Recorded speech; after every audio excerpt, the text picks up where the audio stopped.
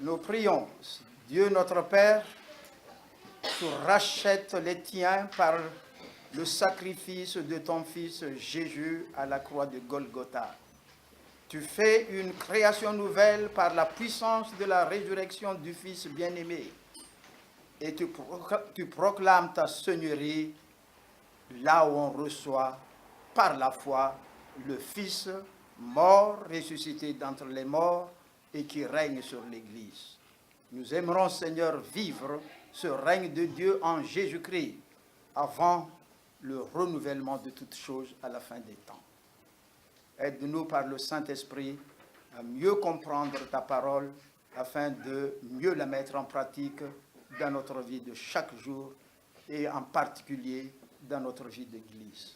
Au nom de Jésus, Amen. Amen. Alors, Jérémie 31, versets 1 à 3. Il s'agit du temps de grâce, du temps du pardon, du temps de la réforme. Voilà ce temps pour les Juifs. Et Dieu dit, en ce temps-là, dit l'Éternel, je serai le Dieu de toutes les familles d'Israël, et ils seront mon peuple. Ainsi parle l'Éternel. Il a trouvé grâce dans le désert, le peuple de ceux qui ont échappé au glaive. Israël marche vers son lieu de repos. Et de loin l'Éternel montre à moi, se montre à moi. Je t'aime d'un amour éternel, c'est pourquoi je te conserve ma bonté. Et en malgache, ce bien dit ce verset 3, Tiava na mandrak zay nun tiava konao, izan na pahareta kun famdrampuko amnao. D'où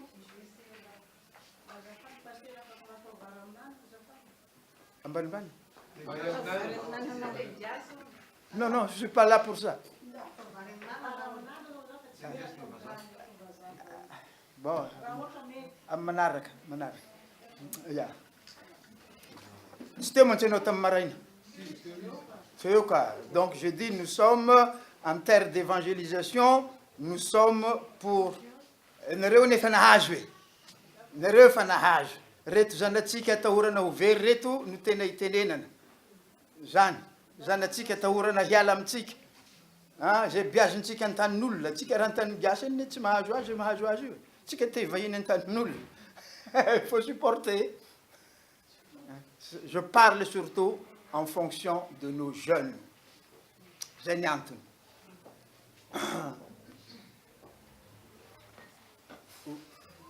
Voilà, je dis, ce temps de réforme pour les enfants de Juda, c'est le retour au pays d'Abraham après la punition de 70 ans à Babylone. Ce n'est qu'une préfiguration du peuple élu de Dieu, sauvé en Jésus-Christ. Quand Jésus-Christ sauve, il sauve les individus, mais il sauve aussi la famille, conformément à la parole et à l'alliance faite à Abraham. Je suis ton Dieu, le Dieu de tes enfants, de toutes tes générations. Raison pour laquelle un enfant mâle qui avait son identité propre dans la pensée juive, un enfant mâle dès l'âge de 8 jours doit être circoncis. Ça veut dire que la marque de l'alliance doit être posée sur l'enfant. Donc ce n'est pas le choix de l'enfant, ce n'est pas sa conscience qui a dit oui, mais c'est par la foi d'Abraham, la foi des parents. La marque de l'alliance doit être déposée. Raison pour laquelle, en toute vérité et sans hésitation, sans poser des problèmes, nous baptisons nos enfants en venant au monde. En venant au monde, ils sont pécheurs, mais par le baptême, ils entrent dans l'alliance de vie en Jésus-Christ. Donc, notre Dieu n'est pas le Dieu de l'individu seulement, mais le Dieu de la famille.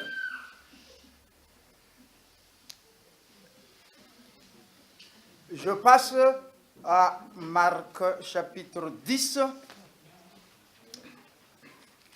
Marc chapitre 10, avant de passer la parole à mon épouse. Marc chapitre 10. Bien souvent, je dis cela, je garde la parole. Cette fois-ci, non, je lui passe la parole. Marc 10.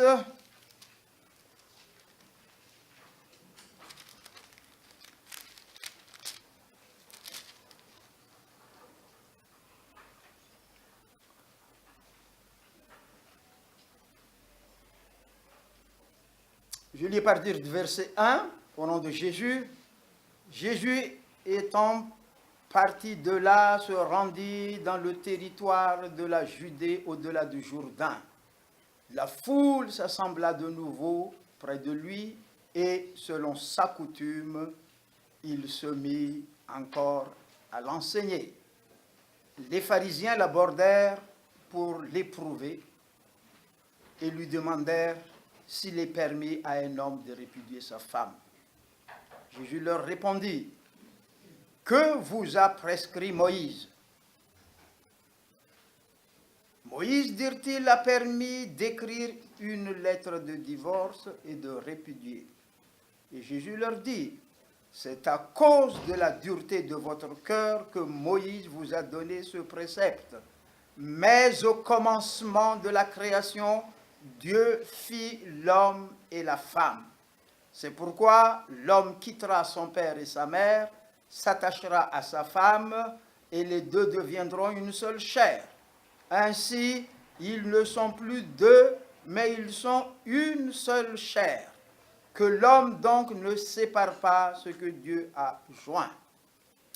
Lorsqu'ils furent dans la maison, les disciples l'interrogèrent encore là-dessus, et il leur dit: celui qui répudie sa femme et qui en épouse une autre commet un adultère à son égard.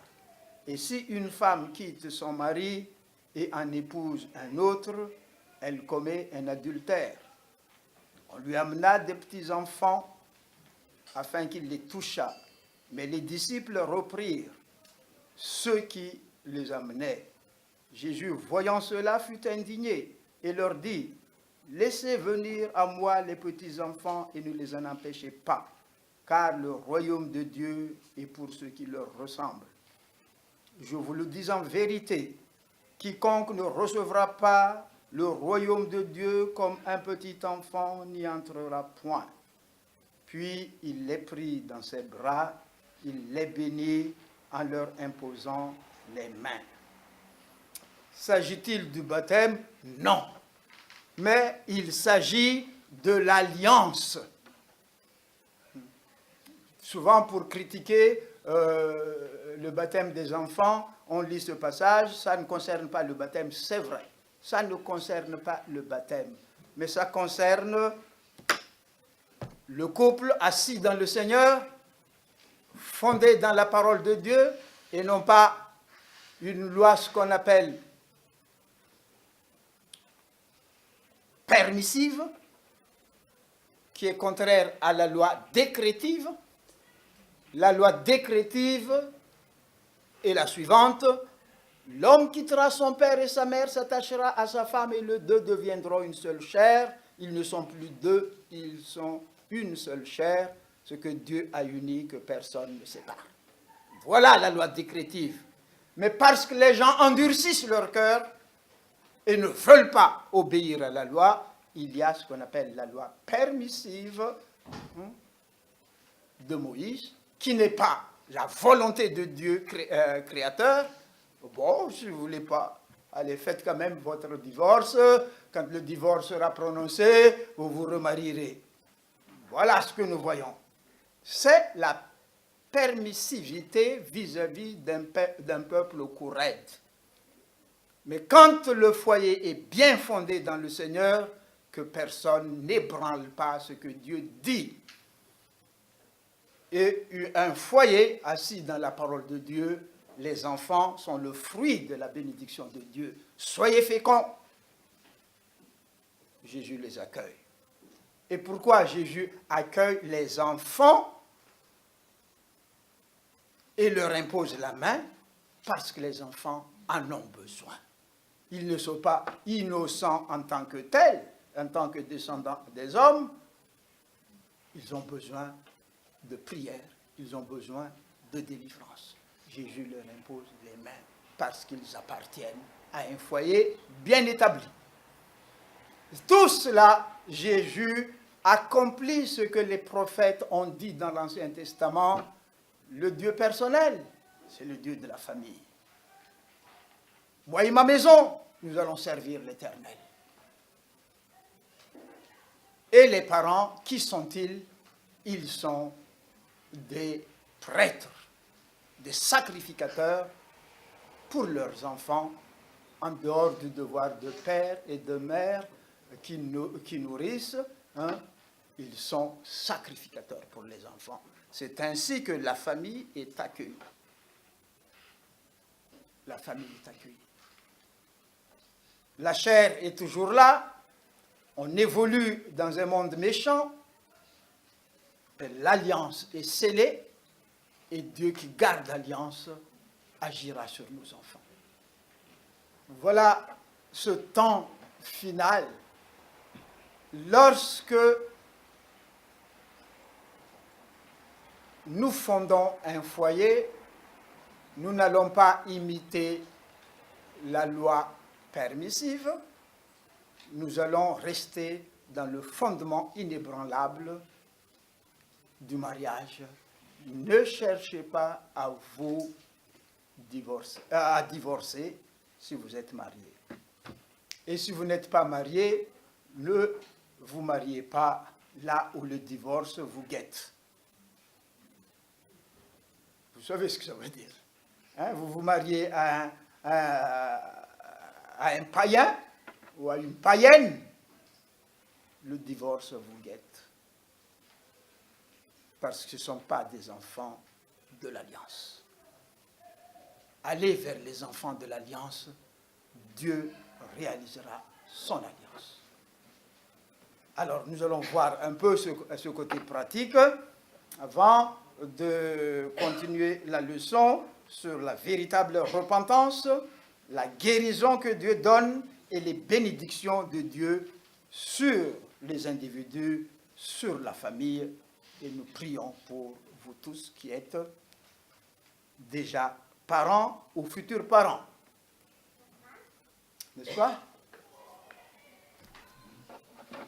Et même si vous voulez être père d'église catholique, vous êtes quand même père. Madame,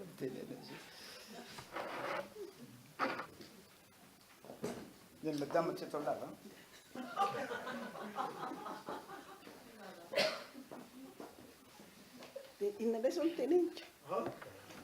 Côté pratique, tu as élevé, tu as vu comment sont les enfants, quelquefois le papa qui prêche bien mais qui n'a pas le temps pour ses enfants, tout ça, hein? Tu le sais ça.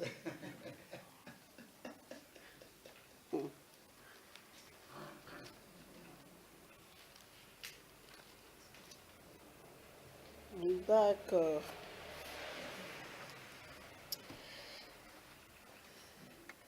Dans l'évangile de Matthieu, au chapitre 1er, nous lisons au verset 21, Matthieu 1, 21. Elle enfantera un fils, elle s'est mariée. Et tu lui donneras, non, oui, c'est ça. Et tu lui donneras le nom de Jésus. En bas, il y a une petite note. Jésus vient d'un mot hébreu qui signifie sauver, délivrer. Car c'est lui qui sauvera son peuple de ses péchés. Donc, déjà, le nom de Jésus, c'est sauver, délivrer. Et sa mission, c'est délivrer, sauver son peuple de ses péchés. Ce n'est pas faire des prodiges, ce n'est pas faire des miracles, ce n'est pas guérir les maladies. Il y a ça avec, mais d'abord sauver et délivrer des péchés. Et les conséquences des péchés, donc, ira avec. Alors, on m'a dit de regarder le côté pratique de la foi. si nous avons ça, c'est écrit, ça nous fait 500 ans de réforme. Nous les protestants, après 500 ans de réforme, où est-ce que nous en sommes? Si nous lisons l'histoire de l'Église et surtout l'histoire du réveil, ces grands hommes du réveil, Finney, les missionnaires de l'Angleterre, du Royaume-Uni, de Norvège, tous ces gens-là, ils ont été les promoteurs du réveil, mais maintenant, nous voyons aussi ce qu'il en est dans leur église, dans leur pays. Et nous aussi, à Madagascar, nous avons eu les Ransolambu, Nelava, Ravenzanahari, Zandri, Zandri. Nous avons aussi, nous avons aussi ces grands personnages du réveil. Mais le grand problème du réveil, aussi bien à l'étranger que maintenant, c'est le manque de succession, le manque de continuité. Il y a eu réveil de telle époque à telle époque, et puis ça s'arrête là. Nelave, qui est, on peut dire, la plus récente, elle était morte en 98. Et puis maintenant, déjà, il y a pas mal de divisions, il y a pas mal de zizanies. Ne serait-ce qu'au sein de la FPMA, nous avons vécu tout cela. Hein? On a été taxé de Stenazanakmam, Fazazasari. Donc, le problème du réveil, c'est partout. Manque de continuité, manque de succession. Qu'est-ce qu'il faut pour éviter cela? Parce qu'on a rappelé ce matin que la FPMA connaît une hémorragie de jeunes, une hémorragie de fidèles. Et ce n'est pas la FPMA seulement, mais les églises traditionnelles de Madagascar aussi. Vous savez ce que font un des adeptes de ces églises Zand, Feguna Zand, à Madagascar. Et Fanny Nanao, oh mince, le mot m'échappe. Mais ils ont déjà été prêts avec leur matériel devant une station d'essence pour faire sauter la station d'essence. Parce que ça venait du diable.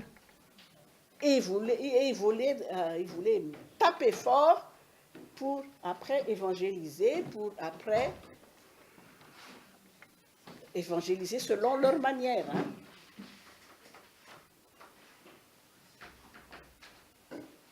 Et ça, c'est ça qui guette nos jeunes qui s'en vont, nos compatriotes qui s'en vont, qui cherchent les sensations, les miracles. C'est ce qui les guettes. Le ballon est donc dans notre camp, nous les Fifoises. Problème de Madagascar, de la misère et tout, le ballon est dans le camp des chrétiens. Que font les chrétiens? Où est-ce qu'ils en sont? Mais ce problème d'hémorragie des chrétiens et hémorragie des jeunes, c'est nous les Fifoises qui sommes concernés, qui devons agir et qui devons passer le flambeau. Donc, les jeunes, c'est à vous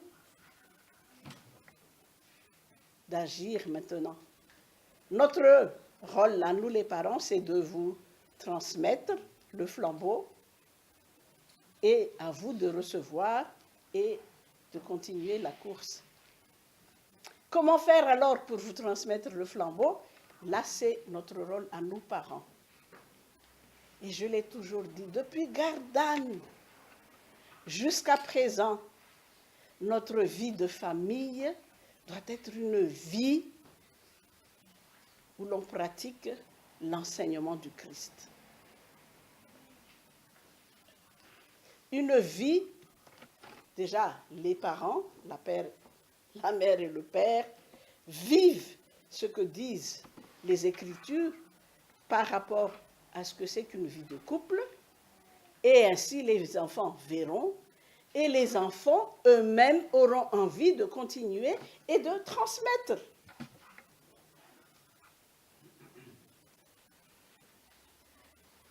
Notre problème à la FPMA et FUFOIS, surtout, c'est la vie pratique chrétienne, vie pratique fifoise.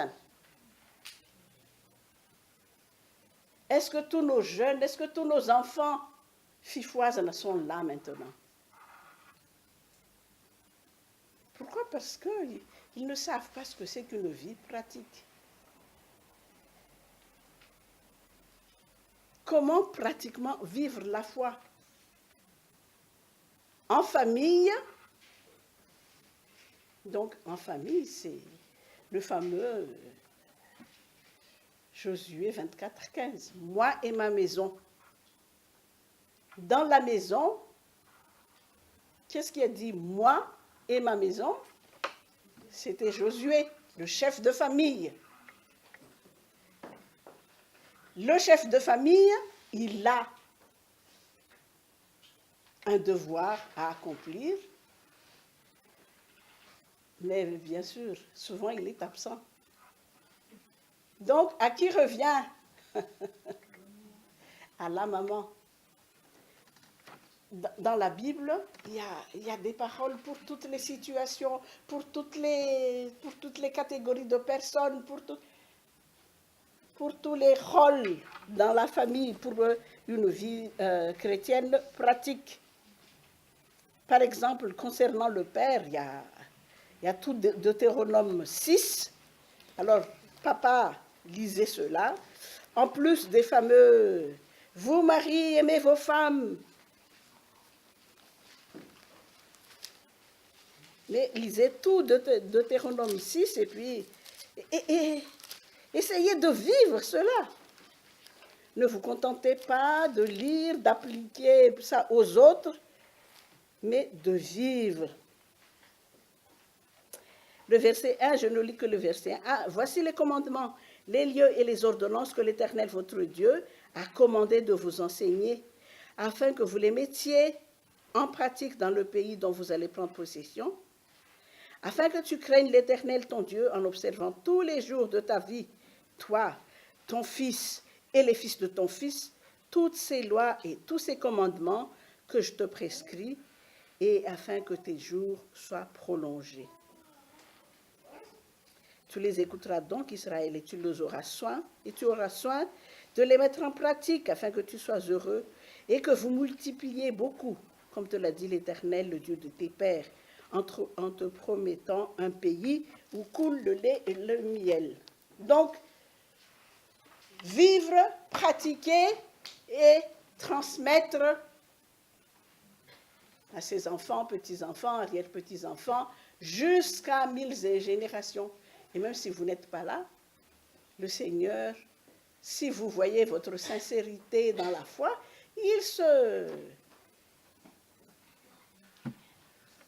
il pourvoira à la continuité. Mais d'abord, vous, avec ce que vous avez devant vous, avec ce que vous pouvez garder et enseigner, et après, ainsi de suite, chaque génération prendra soin des postérités à venir. Donc, il y a la parole pour les pères de famille, mais il y a la parole pour les mères aussi, pour les femmes. En plus du fameux Proverbe chapitre 31, nous le connaissons, hein, mes sœurs, que nous connaissons tout ça par cœur.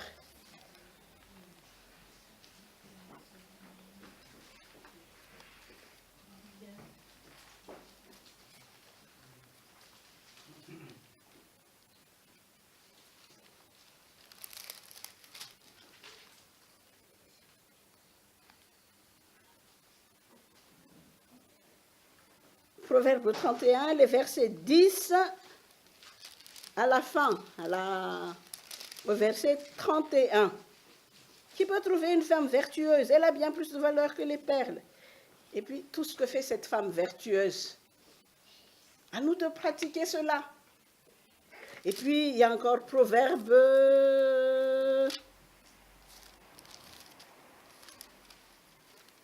14. Celui-ci, il est un peu... Le premier verset de Proverbe 14. La femme sage bâtit sa maison, et la femme insensée la renverse de ses propres mains.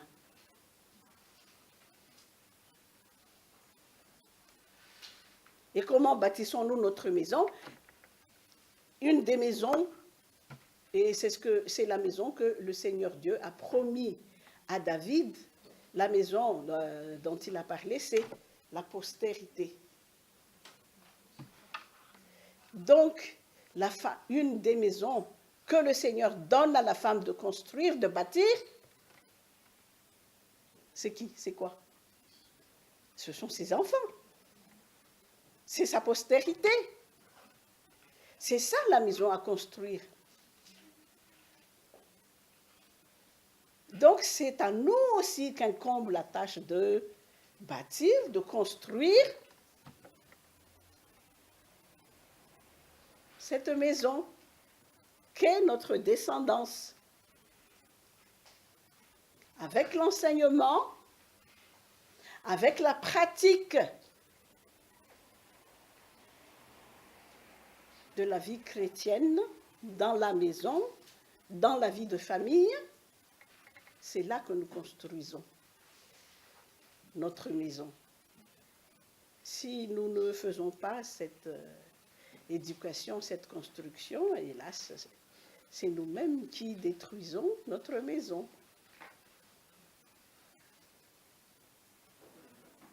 Il y a des versets pour les enfants aussi. Déjà dans les 10 commandements, il y a ce fameux verset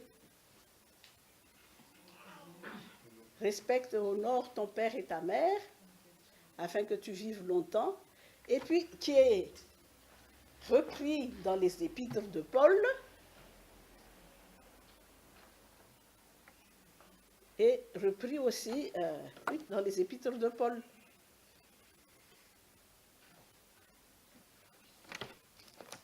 Donc, il y en a pour les enfants, il y en a pour les jeunes spécialement, vous les jeunes. Oh, le psaume 119, il est plein de versets qui concernent les jeunes.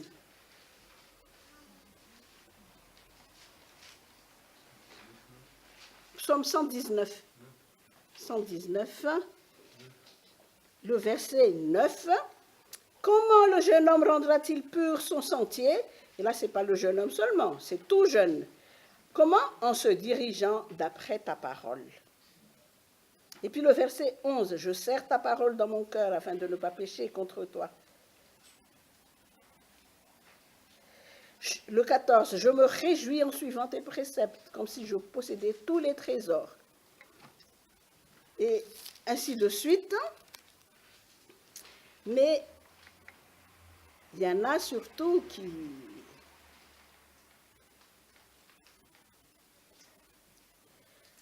À partir du verset 97, comme j'aime ta loi, elle est tout le jour l'objet de ma méditation. Tes commandements me rendent plus sage que mes ennemis, car je les ai toujours avec moi. Nous avons parlé de sagesse et d'intelligence ce matin. Eh bien, ce sont les commandements, c'est la parole de Dieu qui nous rendent plus sages que nos ennemis. Je suis plus instruit que tous mes maîtres, car tes préceptes sont l'objet de ma méditation. J'ai plus d'intelligence que les vieillards, car j'observe tes ordonnances. Le verset 104. Par tes ordonnances, je deviens intelligent. Aussi, je hais toute voix de mensonge. Donc, La parole de Dieu, les préceptes du Seigneur sont source de sagesse, source d'intelligence, donc de discernement. À nous de les transmettre. Et parce que comment voulons-nous vivre selon ces préceptes si nous ne les connaissons pas? D'où l'importance du culte en famille, de la lecture de la parole en famille. Lire la Bible en couple, lire la Bible en famille. Pratiquer le culte entre couples, pratiquer le culte en famille. La Ligue pour la lecture de la Bible a édité ce petit livre, Lire la Bible en couple. Vous savez ça? Je sais, oui. Je ne sais pas s'il existe encore ou pas. Ça fait Lire quand la même Bible longtemps qu'il était sorti. Édition de la lecture de la Bible. C'est un peu, c'est une petite brochure. Oui, c'est petit. Mais pour la famille, il y a beaucoup de livres sur ce sujet. Mais il faut tout simplement pratiquer, mettre en pratique. Et c'est ce qui nous donne le discernement, la sagesse, l'intelligence qu'il faut que nous transmettions aussi à nos enfants.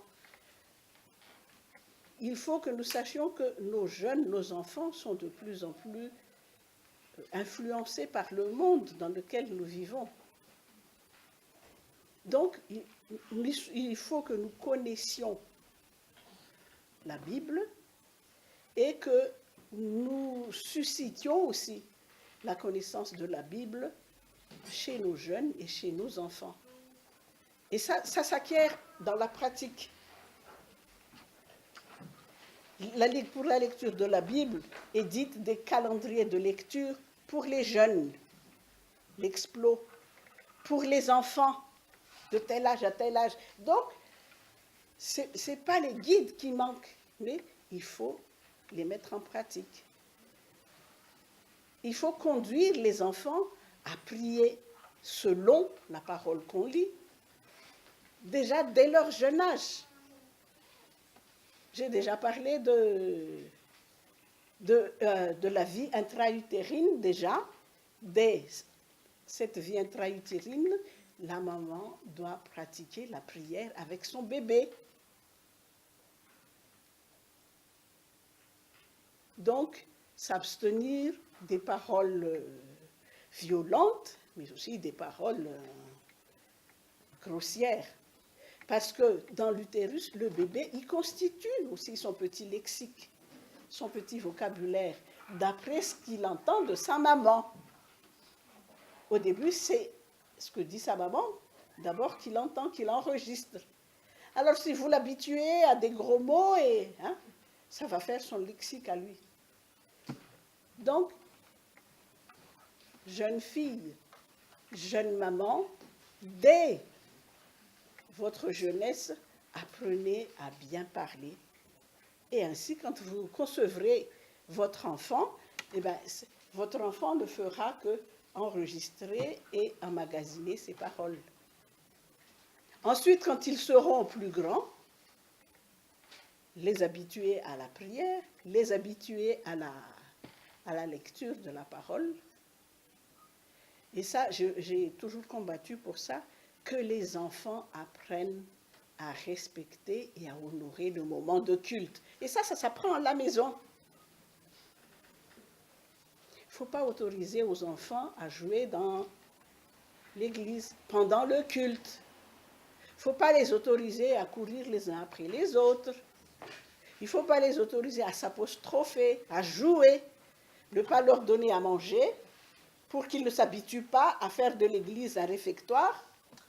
Ne pas les habituer à jouer. Il y a un enfant, comment il s'appelle déjà, je ne sais plus, qui avait l'habitude d'apporter à l'église des petites voitures, les voitures en miniature. Et puis, il jouait avec. Alors, une fois, j'ai confisqué la voiture. Après, il ne l'a plus fait. Je lui ai rendu sa voiture. Mais après, explication. Mais il ne l'a plus fait après. Aqui não estão para o chato, já. parce que je le voyais souvent à Gardanne, donc les enseignements faisaient sa route déjà, mais à l'église, je l'ai vu, j'ai pris la petite voiture.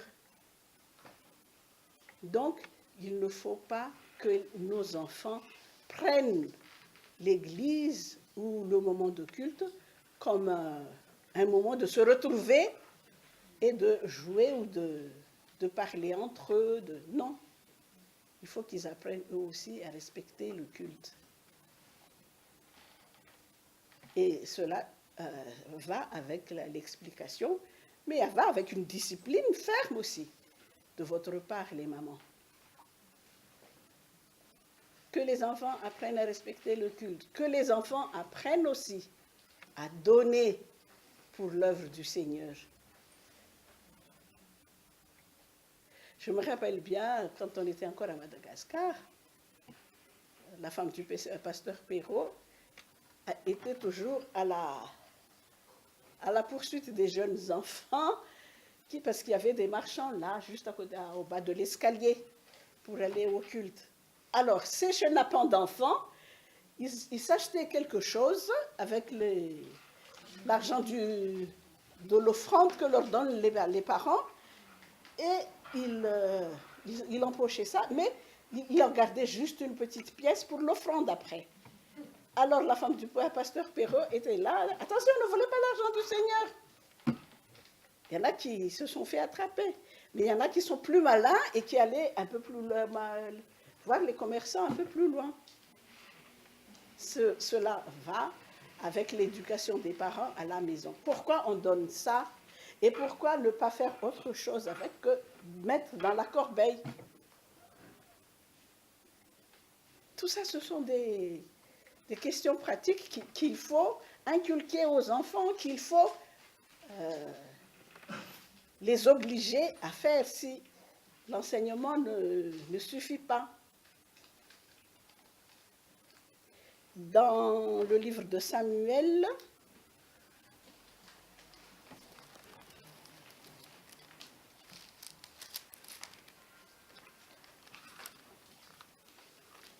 Samuel,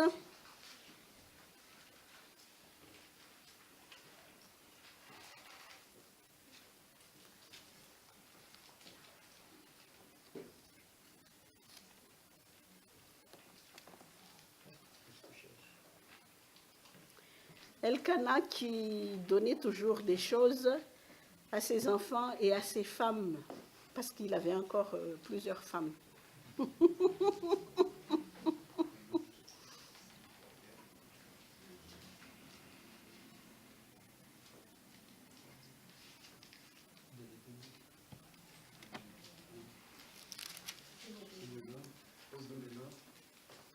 Samuel 1. Ah voilà, 1 Samuel 1, verset 4.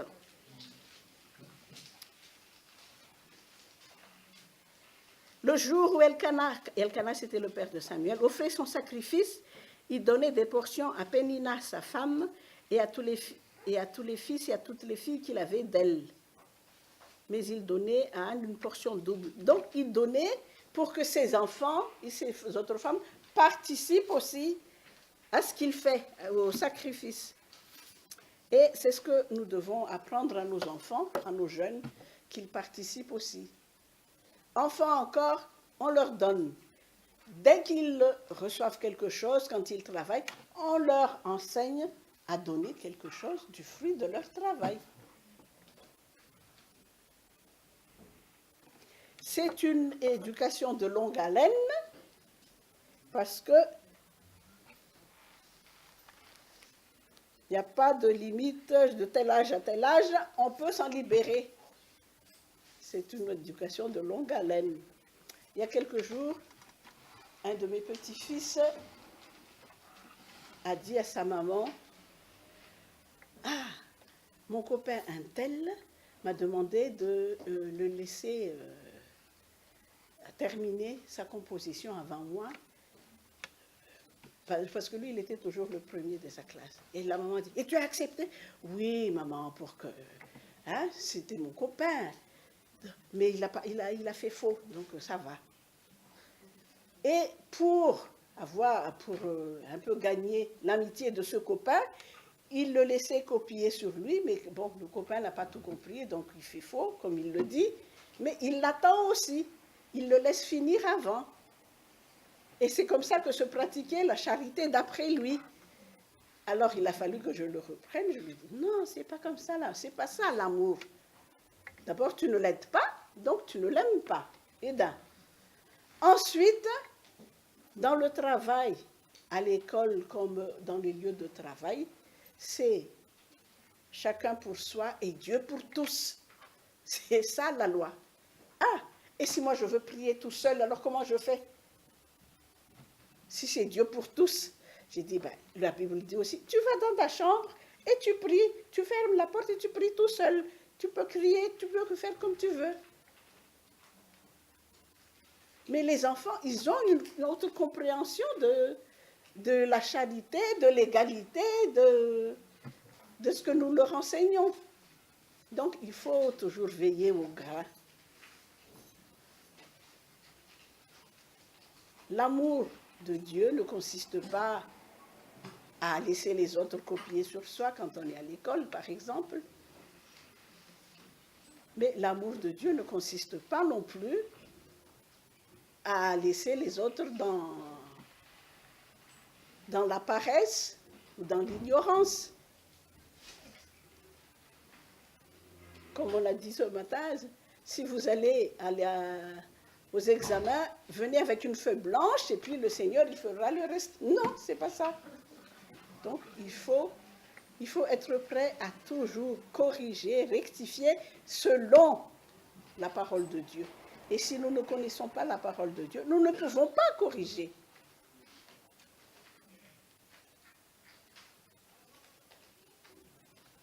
Vivre la foi, pratiquer la foi à la maison, comme ça l'enfant saura aussi comment pratiquer à l'école, même dans les terrains des jeux. Et c'est ce qui est dit dans le Proverbe, instruis l'enfant. Et le mot instruit, l'enfant, habitue-le à se conduire de telle manière, d'une manière digne de la parole, et même quand il sera grand, il ne s'en détournera plus. Et le mot instruit dans cela, c'est faire un trou là. Faire un trou et puis faire entrer toujours les commandements de Dieu. On ne va pas, c'était une image, c'est pas ce que nous allons faire, on ne va pas faire un trou dans la tête de nos enfants, mais toujours répéter, les conduire et les aider, mais aussi et surtout prier avec eux. Alors en quoi va consister notre culte de famille? Parce qu'il faut aussi pratiquer, nous parlons de repentance là, il faut pratiquer la repentance aussi dans la vie de famille.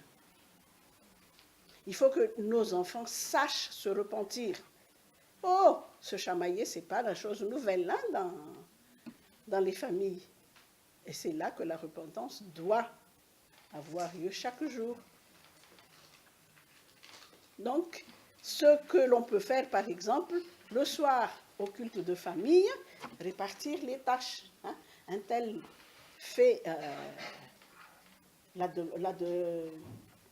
la repentance pour les mauvaises attitudes, pour les mauvais comportements de la journée. Un tel fait le remerciement, un tel se répartir les tâches. Et on commence par ça, et puis après, on augmente chaque fois les tâches pour que, selon l'âge des enfants, et ainsi de suite, jusqu'à ce que les enfants sachent prier seuls, eux-mêmes. Jeunes gens, réjouissez-vous de pouvoir, si vous n'êtes pas encore mariés, de pouvoir commencer dès maintenant déjà par votre culte personnel et après par votre culte conjugal et ensuite par votre culte de famille.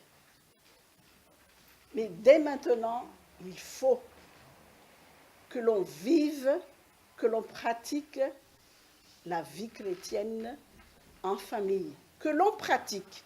Ce n'est pas seulement étudier, ce n'est pas seulement apprendre, mais vraiment vivre et pratiquer. Parents, il n'est jamais trop tard pour bien commencer. Si vous n'avez pas pu faire avec vos enfants, allez-y avec vos petits-enfants. J'ai dit le ballon est dans notre camp, nous les fifoises. S'il y a hémorragie de jeunes et de fidèles, à nous de montrer une vie de famille efficace. Une vie de famille qui donne envie d'être fifoise.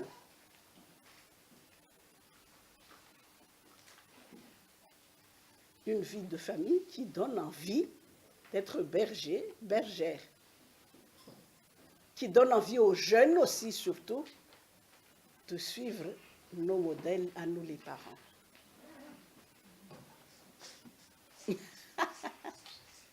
Nous prions. Seigneur, merci pour ce moment que tu nous donnes afin que nous puissions, Seigneur, recadrer notre vie selon ta parole. Ce que toi tu veux pour nous, c'est une vie de bonheur. Ce que toi tu veux pour nous, pour chacun des membres de nos familles respectives, pour chacun de nos bien-aimés, c'est une vie équilibrée, mais une vie saine et sainte selon ta parole. Ô Seigneur, nous te demandons de nous aider pour cela. Donne à chacun, à chacune des familles, Seigneur, d'être de vrais imitateurs des enfants de Dieu, comme des enfants bien-aimés. Seigneur, nous te demandons d'agir dans notre famille. Nous te demandons d'agir chez les jeunes. Que ton esprit de sagesse, que ton esprit d'intelligence nous guide, nous fortifie et nous sanctifie dans tous les domaines. Merci pour ta fidélité et nous voulons espérer et compter sur toi. À toi la gloire au siècle des siècles. Amen.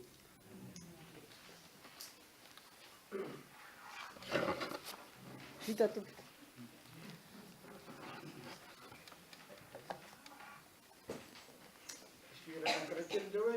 Pour la Virnayami à Dieu soit la gloire. Proverbe Strophia.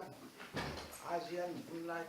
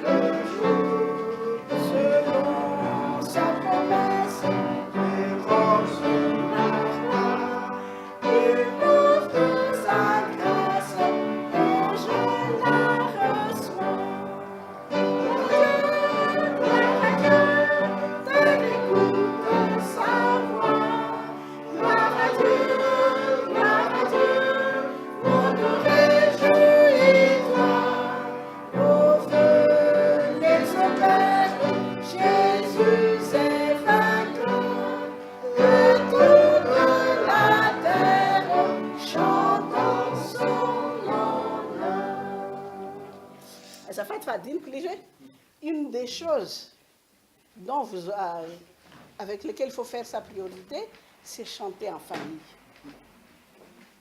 Il faut beaucoup chanter en famille et apprenez à vos enfants, à vos petits-enfants de beaucoup et bien chanter en famille.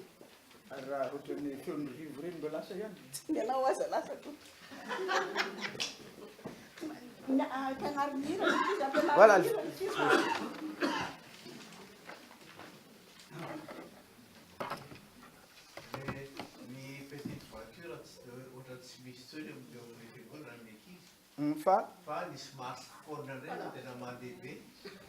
Bon.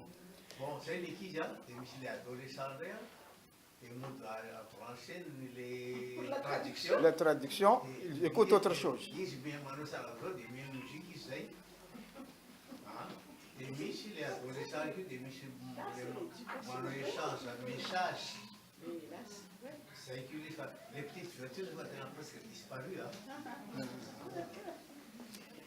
Et les enfants sont très avancés là-dessus. Hein?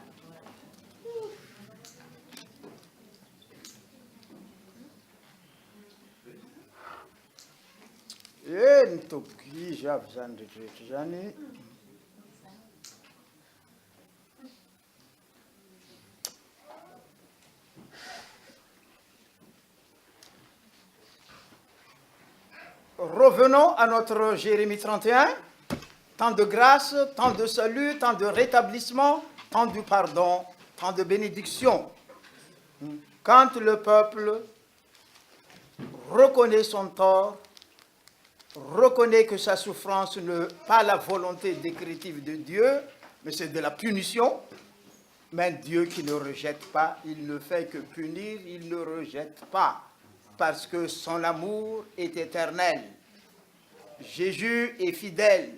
Ce qu'il a fait hier, il le fait aujourd'hui, il le fera demain, jusqu'à son retour, pour ceux qui mettent leur confiance en lui. Il aime, il aime, il aime encore. Et parce qu'il aime,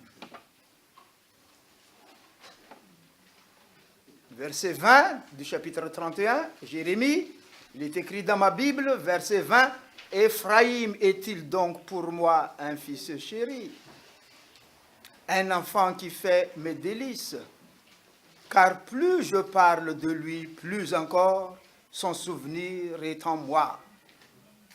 Aussi mes entrailles sont émues en sa faveur. J'aurai pitié de lui, dit l'Éternel. Aussi mes entrailles sont émues en sa faveur. » Ça, c'est la clé du pardon. Ça, c'est le motif du don du Christ à la croix. L'amour par excellence. C'est cet amour-là. Je crois que même ceux qui n'ont pas appris le grec, mais qui avaient, vous m'avez entendu souvent, dans le Nouveau Testament, ce mot « être ému dans ses entrailles ». Nous traduisons « être ému de compassion », splanghnizomai, en grec, avoir les entrailles remuées à cause de l'amour. Ainsi, la pitié vient. Ainsi, le désir de sauver vient jusqu'à se perdre dans ce désir. Jésus-Christ s'est offert. Il s'est oublié, il a abandonné sa divinité, il a abandonné sa justice et il a été fait péché pour nous parce qu'il nous aime. Voilà la clé. Le diable, c'est la haine par nature. S'il ment, c'est pour détruire. Il utilise le mensonge, le paraître à l'extérieur dans le but de détruire, de tuer. Mais Dieu dépense tout parce qu'il aime. Voilà l'amour de Dieu. Il aime. Mais ce n'est pas un amour qui tolère le péché. La faiblesse des mamans est là. On tolère quand il s'agit de ses propres enfants qui font des bêtises. On ne tolère pas le péché, mais on fait en sorte que le péché n'ait pas lieu. Et si le péché a eu lieu, faire reconnaître que c'est mauvais et s'en repentir pour ne pas recommencer. Et punir, quelquefois même, des petites punitions, grandes punitions. La déportation a été la grande punition des enfants d'Israël. Je ne te laisse pas impuni. Quand tu dis, si tu continues, je te frappe, l'enfant continue, tu le frappes. Sinon, tu ne le dis pas. Et quand on frappe, on ne tapote pas. na Patalunia Zetsimitsky. Vous ne pouvez pas avoir de l'autorité comme cela. Vous ne pouvez pas avoir de l'autorité. Le vrai amour sauvegarde, sauve, rétablit, corrige. Un dicton français dit qui aime bien, oh, vous le savez, hein? C'est difficile ça, maman, hein? C'est difficile.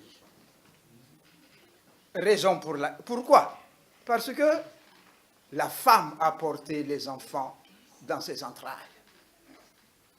C'est cher pour la maman. Et le père est là. D'où, comme je dis à un jeune couple, la vie de couple n'est pas une vie d'égalité entre hommes et femmes, c'est une vie de complémentarité. L'homme ne sera jamais femme, la femme ne sera jamais homme. Si jamais ça se produit, c'est de l'homosexualité bannie par Dieu. La femme est femme dans sa sexualité, dans sa pensée, dans ses sentiments, dans ses réactions. L'homme est homme dans sa sexualité, dans ses pensées, dans ses réactions. Les deux ensemble, on trouve l'équilibre. Comment marier la masculinité et la féminité dans l'éducation des enfants? C'est tout un travail. Hein? Ça ne se dit pas seulement, mais ça s'apprend par les pratiques de chaque jour. Voilà. Vous notez ce passage sans les parallèles. Matthieu 9, 36, vous notez rapidement. Matthieu 9, 36, 14, 14, 15, 32, 18, 27, 20, 34,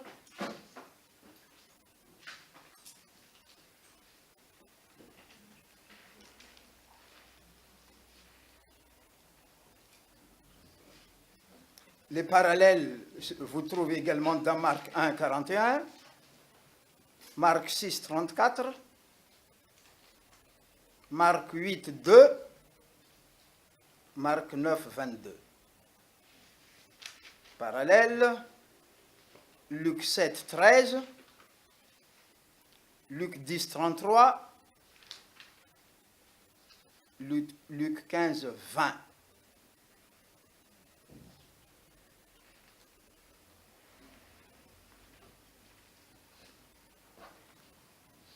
Dans ces passages,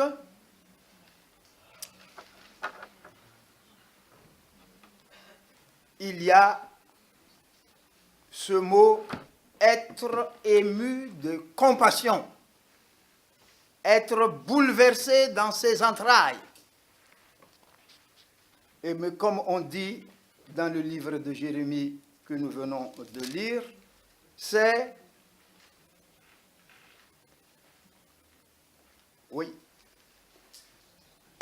avoir les entrailles émues en faveur d'un malheureux, d'un souffrant, d'un nécessiteux.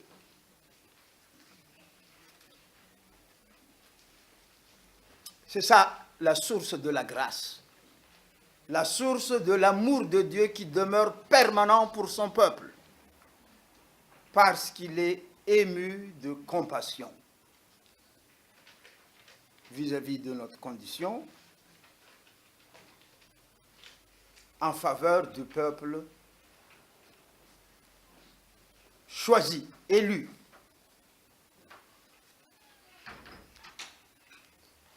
Alors certains vont lire ces quelques passages. Qui va lire Matthieu 9, 36?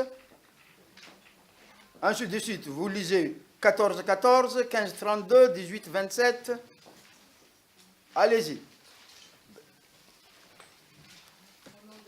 Voyons la foule, il fut ému de compassion pour elle, parce qu'elle était languissante et abattue, comme des brebis qui n'ont point de berger. Voilà les sentiments. Il a été remué, secoué dans ses entrailles, voyant la foule abattue, languissante, comme s'il n'y avait pas de pasteur. Et quand il voit cela, il ne reste pas tranquille, il agit. Si dans notre évangélisation, ce n'est pas ce motif qui nous anime, c'est déjà autre chose. Je vais faire des miracles. J'ai reçu des dons, je vais faire de l'évangélisation. Ce n'est pas ça le motif. Je vous le dis en vérité. Hein.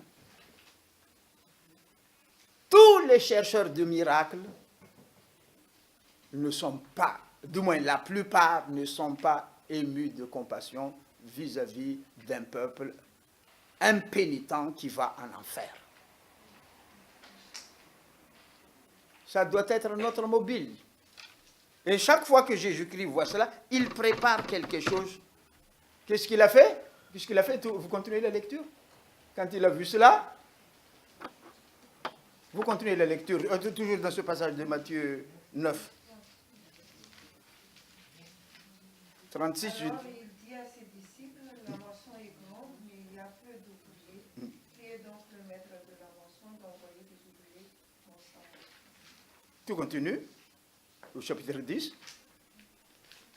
Puis Jésus appela ses 12 disciples et leur donna le pouvoir de chasser les esprits impurs et de guérir toute maladie, toute infirmité. Voilà, et il les envoie prêcher la bonne nouvelle, annoncer la bonne nouvelle. Faites cela parce qu'ils me font pitié, ces gens-là. Oh, l'Église n'a pas ça, hein? Quelquefois. Quand des brebis sont destinées à la boucherie, le vrai berger, il est ému de compassion et il entreprend, il réalise des actions positives et il donne pouvoir. Si vous avez ce sentiment, le Seigneur vous donne le pouvoir. Priez, vous qui êtes avec moi, mais déjà, je vous envoie et je vous donne ce pouvoir. Impossible de sauver ce brebis languissante sans le pouvoir de lutter contre les esprits mauvais. D'accord? 14, qui va lire? Allons-y, rapidement. Matthieu 14. Quand Jésus sortit de là-bas, il vit une grande foule et fut rempli de compassion pour elle, et il guérit les malades. Voilà ce qu'il fait, ce Jésus. Alors, quand dans la théologie calviniste, dans la théologie calviniste, oh, c'était ça, c'était pour montrer qu'il est le Messie, il ne fait plus ça maintenant. Oh, j'ai dit, est-ce que notre Jésus a changé? Il n'a plus de compassion pour le malheureux. Donc, ce n'est plus le Jésus de la Bible. C'est le Jésus de l'intelligence. Le Jésus de la Bible, une personne qui a accepté d'être un être humain portant la misère de ce monde, mourant à la croix, condamné à la croix, parce qu'il est ému de compassion, voyant ma misère. Donc s'il ne fait plus cela, je rejette ce Jésus-là. Il n'est pas celui que les évangiles annoncent. Oh, nos pasteurs formés en Europe, ils ne croient plus au ministère de délivrance et de guérison. Ils ne croient plus. Maintenant, l'amour, la foi, l'espérance, oui, c'est l'amour qui prime. Qu'est-ce que c'est qu'un amour qui n'est pas une force qui lance vers le secours des autres? Cet amour n'est pas de Jésus. Oui.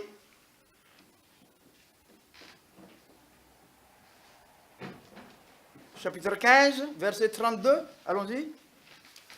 Jésus appela ses disciples et leur dit, « Je suis rempli de compassion pour cette foule, car voilà 3 jours qu'ils sont près de moi. Ils n'ont rien à manger. Je ne veux pas les renvoyer à jeun, de peur que les forces ne leur manquent en chemin. » Quand vous venez écouter la parole, pour être de vrais disciples, il faut écouter la parole. Et que dans l'écoute des paroles, vous avez de besoins, Jésus a compassion de vous. Il ne dit pas, vous serez riche. Ce n'est pas la théologie de la prospérité, mais il ne vous laisse pas les mains vides. Il prend soin de ceux qui souffrent à cause de la parole, de ceux qui écoutent la parole. Tout cela, c'est le mot être ému de compassion. Voilà, hein, je fais une petite concordance pour vous, pour savoir quel est notre mobile. Si nous n'avons pas ce mobile, où est tel berger? Il ne peut pas. Où est tel berger? On ne le trouve pas. Oh, on trouve toutes sortes de prétextes quand on n'est pas animé par ce genre d'esprit du Christ, du cœur du Christ. Pierre, est-ce que tu m'aimes?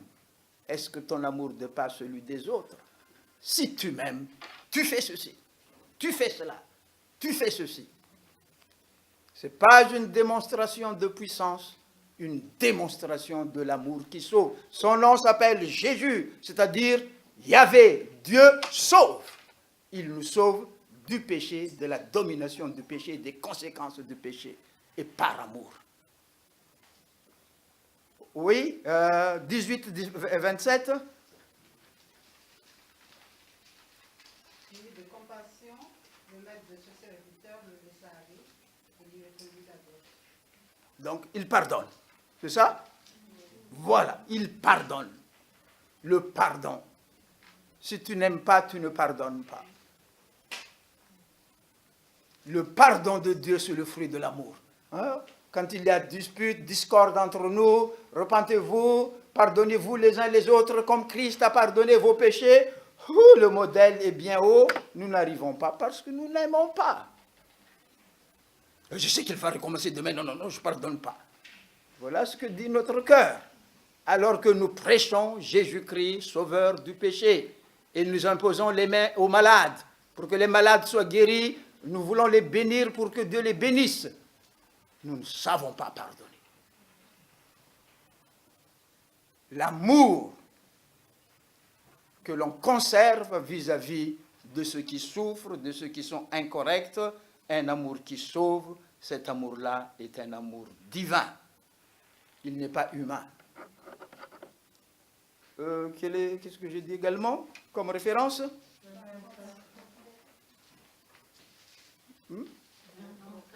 20-34, qu'est-ce qu'il y a dedans? Jésus eut pitié d'eux et toucha leurs yeux. Aussitôt les deux hommes peuvent voir et ils le suivirent. Voilà. C'est combien ça? 20? 20-34.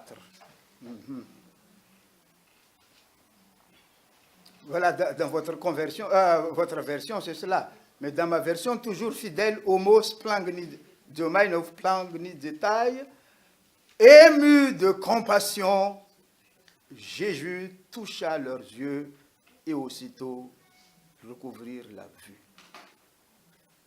Les actes de puissance que Jésus-Christ déploie sont des actes de puissance, non pas pour montrer qu'il est puissant, mais pour montrer que Dieu aime.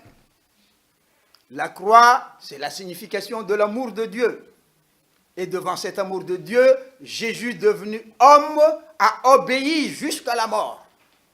S'il nous a donné son Fils, est-ce qu'il ne va pas donner avec lui encore gratuitement toute autre chose? Si Jésus-Christ s'est sacrifié, a nié, renié son statut de Dieu, pour nous, est-ce qu'il va nous laisser traîner dans la boue du péché? Non. Il relève. C'est un Dieu qui aime. Ce Dieu-là nous aime en pardonnant nos péchés, et lorsqu'il pardonne nos péchés, en prenant les conséquences de nos péchés sur lui.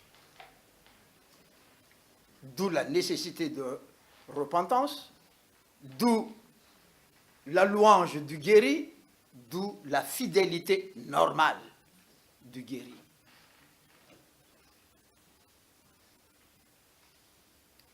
Rive m'a rappelé cette histoire des 10 lépreux, guéris de leur lèpre, mais un seulement était reconnaissant. Ils ont souffert simplement, lorsqu'ils sont guéris, ils ont continué leur chemin. un seul a connu ce que c'est que la vraie repentance. Ils ont crié à Jésus, « Aie pitié de nous, Seigneur Jésus. Fils de David, aie pitié de nous. » Jésus-Christ, ému de compassion, guérit. Et il veut qu'il y ait foi, reconnaissance, une vie consacrée à Dieu. Ce n'est qu'après que celui qui croit en moi fera les œuvres que je fais. Croire en Jésus-Christ, c'est croire en cet amour. Il est mobilisé par ça. OK?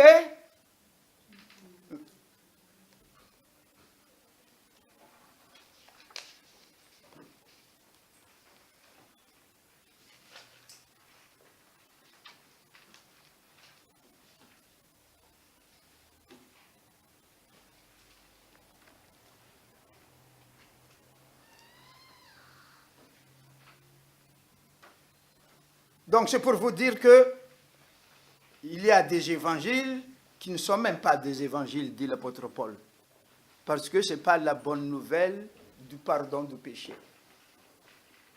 Il y a des apôtres qui se disent apôtres, mais apôtres de l'ennemi, qui ne guettent que l'argent et qui font des choses miraculeuses pour nous tromper. Il y a des prophètes qui disent et qui voient beaucoup de choses que nous ne voyons pas, mais derrière ça, il y a l'argent. La cupidité, comme on dit, c'est l'amour du surplus. Ce n'est pas ça l'évangile de Jésus-Christ. L'apôtre Paul définit la vie du chrétien dans 2 Corinthiens 6, que je lis avec vous.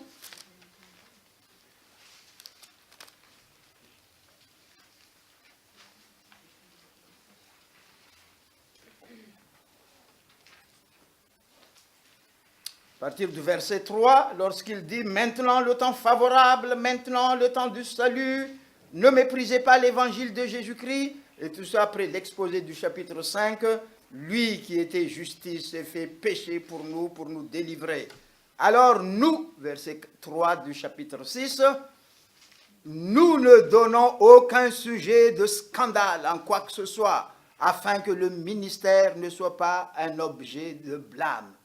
Mais nous nous rendons à tous égards recommandables, comme serviteurs de Dieu, par beaucoup de patience dans les tribulations, dans les calamités, dans les détresses, dans les coups, dans les prisons, dans les troubles, dans les travaux, dans les veilles, dans les jeûnes, par la pureté, par la connaissance, par la douceur, la longanimité, par la bonté, par un esprit saint, par une charité sincère, par la parole de vérité, par la puissance de Dieu, par les armes offensives et défensives de la justice, au milieu de la gloire et de l'ignominie, au milieu de mauvaise et de la bonne réputation, étant regardé comme imposteur, quoique véridique, regardé comme inconnu, quoique bien connu,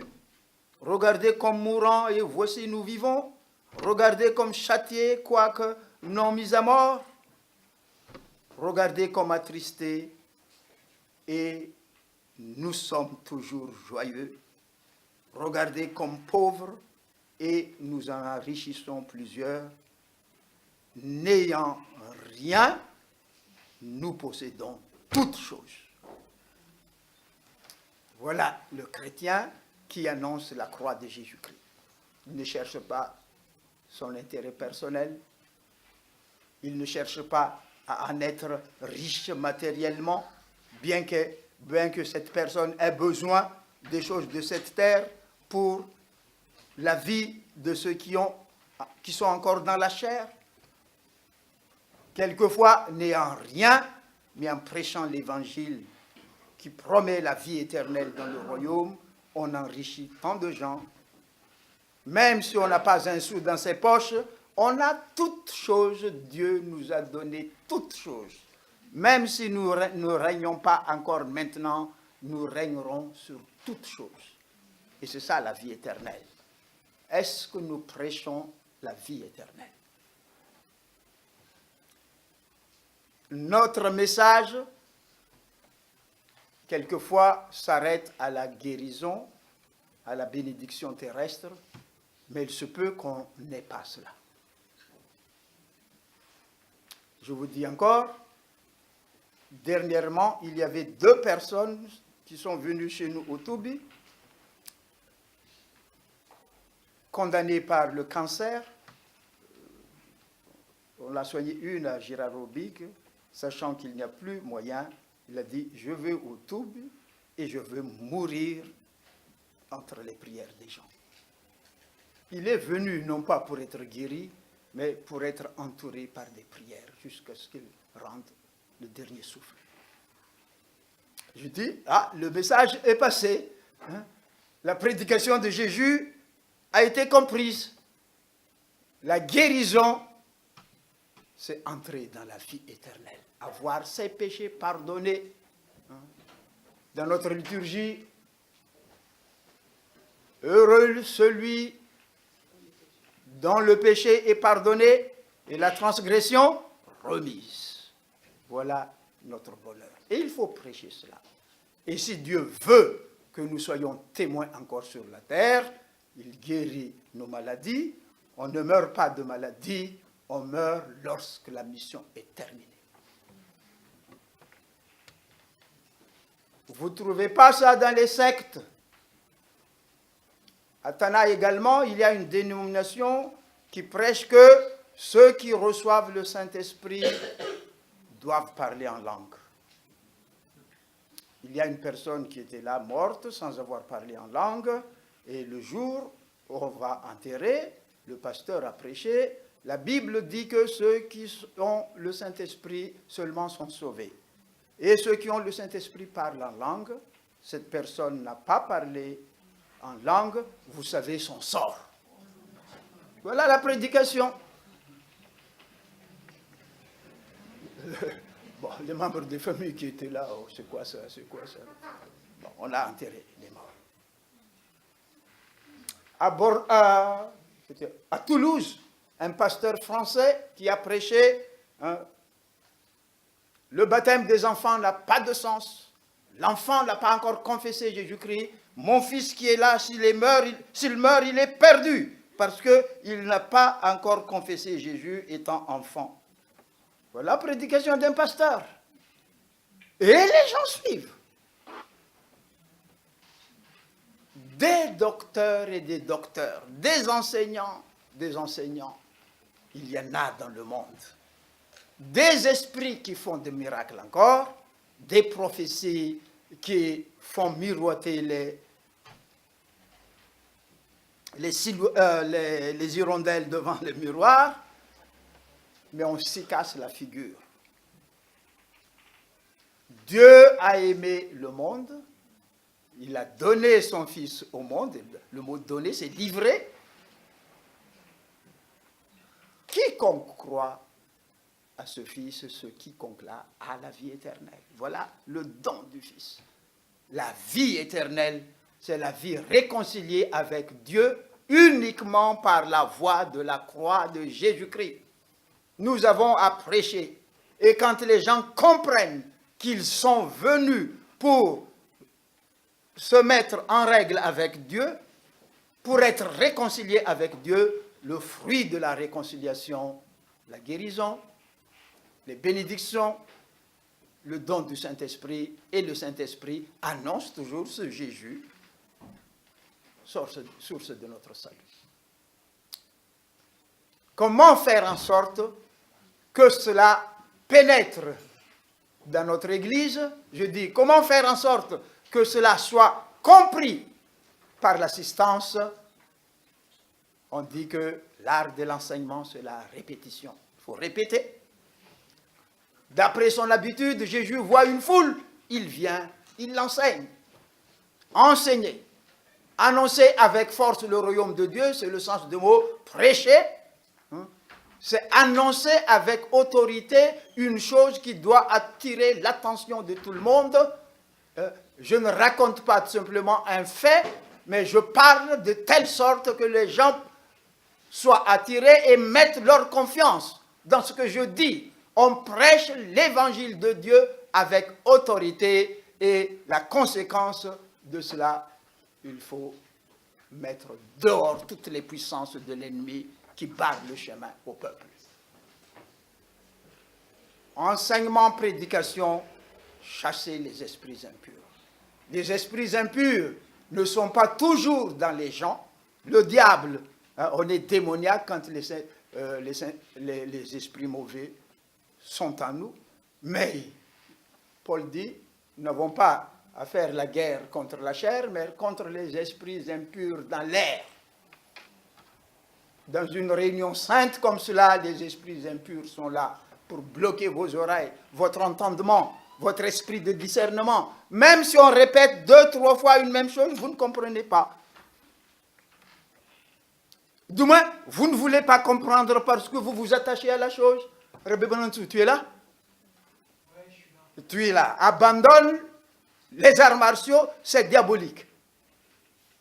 Tu as changé d'attitude quand j'ai dit ça parce que tu aimes les arts martiaux. Mais je te dis, c'est diabolique. Le fondement de cela, c'est la méditation transcendantale venant des orientaux. Il y a culte des esprits impurs. Ça, on ne te le montre pas. Et les mouvements qu'on fait sont des mouvements qui ouvrent les canaux à l'intérieur de nous pour que cet esprit descende et donne des forces extraordinaires.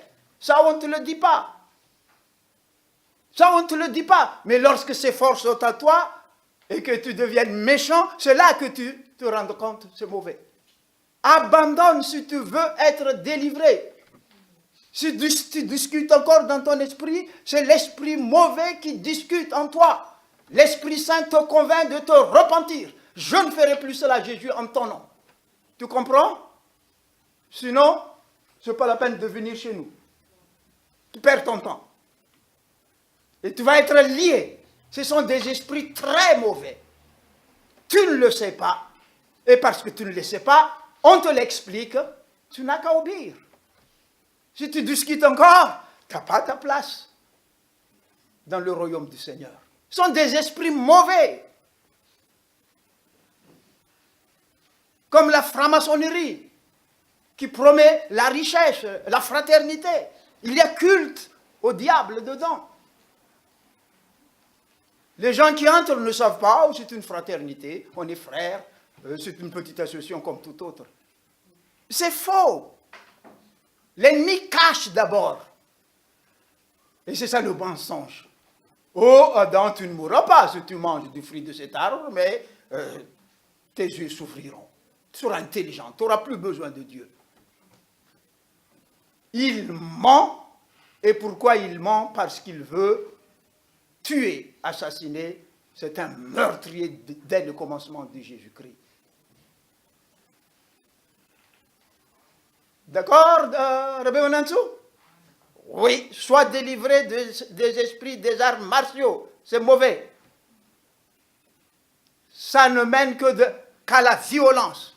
Tu seras violent et les esprits impurs viendront par cela et te gouverneront toujours parce qu'il s'agit d'un culte au diable et ce culte, tu ne le vois pas de tes propres yeux. Tu ne vois que des exercices physiques. Mais ce ne sont pas des exercices physiques tels qu'on enseigne dans les écoles. Les positions spéciales, les respirations spéciales sont des méthodes pour ouvrir ce qu'on appelle les canaux où doivent descendre ce qu'ils appellent la Kundali. Toi, tu n'as pas appris, moi j'ai appris. J'ai prié pour des gens qui ont fait cela.